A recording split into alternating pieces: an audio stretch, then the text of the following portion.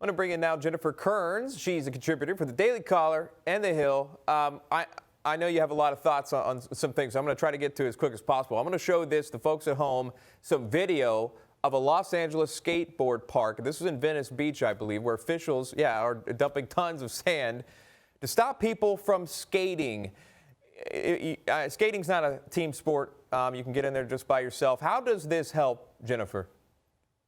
Well, look, you heard the president say he understands that people have cabin fever. I think it's even more than that, Sean. People have constitutional fever. And you look at some of these cities and states, their lockdowns have gone just a bit too far. And I think that's why you're seeing these revolts in surprising areas like Huntington Beach, California, surprising areas like San Clemente, California, and also Denver, Colorado. Those are three blue state areas that you wouldn't expect people to be that concerned about what their liberal leaders are doing. But in those states, those are states I've run and won campaigns in on civil liberty issues, and people there care greatly about it. And the words of Patrick Henry come to mind as I see these protests happening all across the country. And that is that our petitions have been ignored, our supplications have been disregarded, and we've been viewed with contempt by those that sit on the throne. And in the words of Patrick Henry, he said, "Give me liberty or give me death." And I think the libertarian issue here is that you have a lot of these governors and mayors just locking everyone down, not listening to science that this can be prevented. The number one way it can be prevented is by social distancing. And Americans have now seen enough TV ads paid for by the American taxpayer. How to do that. The governor leaders ought to allow the American people to get after it and get to it. Richard Roth joining us now, Democratic strategist. Richard, chiming in on the sand and Venice Beach or the skate park. The kids there ended up bringing their own dirt bikes out to ride in the sand bowl, so that didn't really work out. But Richard, I know that we know that you need to social distance, you need to stay safe, but I'm assuming you could see why people are indeed getting fed up from this. Oh, absolutely. People are very fed up. It's very frustrating not being able to go to work, but that's not the issue.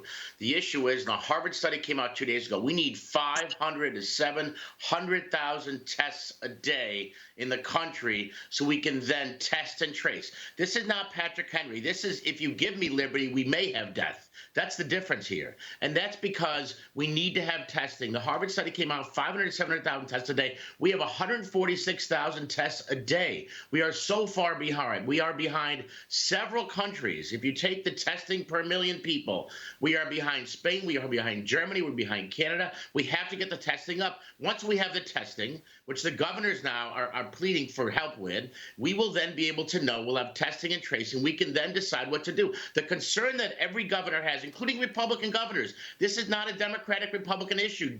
Governor Baker of Massachusetts said this yesterday. The concern they have is if they give liberty, then that could result in more death.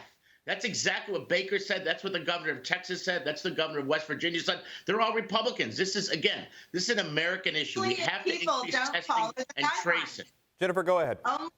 Only if people don't follow the guidelines. And look, with all due respect to my friend Richard and frankly to President Trump, who I was very critical of in the beginning, that he was slow to get testing out to the states, we are almost past the point of testing. We are now to the next phase of testing, which is the antibody testing. If 80% of the American population will reportedly have this in some form over the next 4 weeks, we need to find out who those people are or were and to start allowing them to go back to work in states that are desperately going to need the tax revenue. I mean, the host of tragedies and crises that will come of these shutdowns is far beyond even the food banks, which are tragic enough, far beyond the stimulus checks and the paychecks that are missing.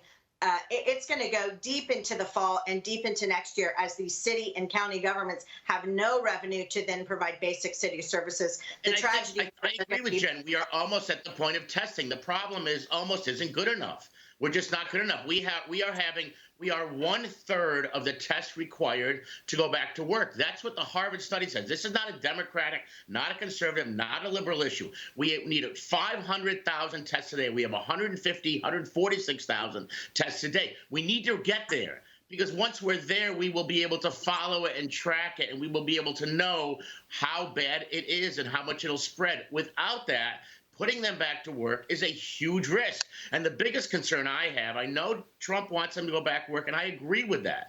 The biggest concern I have is that if we liberate and we don't have the answer to the basic questions, as Jen said, we're almost there, it could actually cause a second wave, and that's what's going to happen. We will end up having a second wave with this virus if we don't do something. You look at countries like Sweden. Jennifer, let me cut in really quick. Let me cut that really quick because I only have a few seconds left. Completely different topic. There was a coronavirus concert that happened with huge stars, huge celebrities. I don't know if you caught it. Real quick, Jen. We've got some videos on the screen. Mick Jagger and others. Should this money go to the World Health Organization? And did anyone watch this? I tuned in for about 5 minutes, really expecting to enjoy some great music.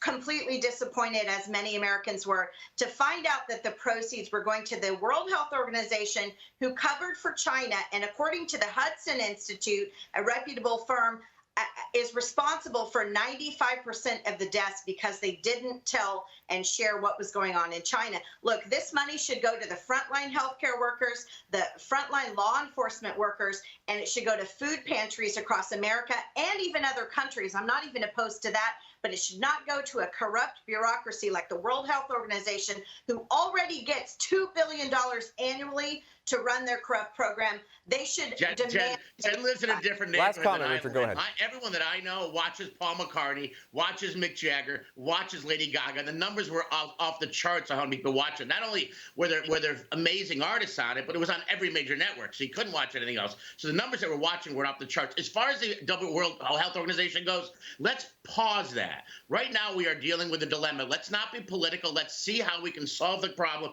They now are trying to solve the problem. If down the road, Donald Trump or the United States government believes that the WHO is corrupt and is not going to help, then there's a time and a place for that. Right now, we have a pandemic, and they are working on the pandemic. Whether they reported it properly beforehand, whether Trump reported it properly beforehand, hold that thought. Hold that thought. All right. I appreciate both of you on there. Jennifer Kearns, Richard Roth, good to see both of you guys. Stay safe. Thanks for your time. Great points today.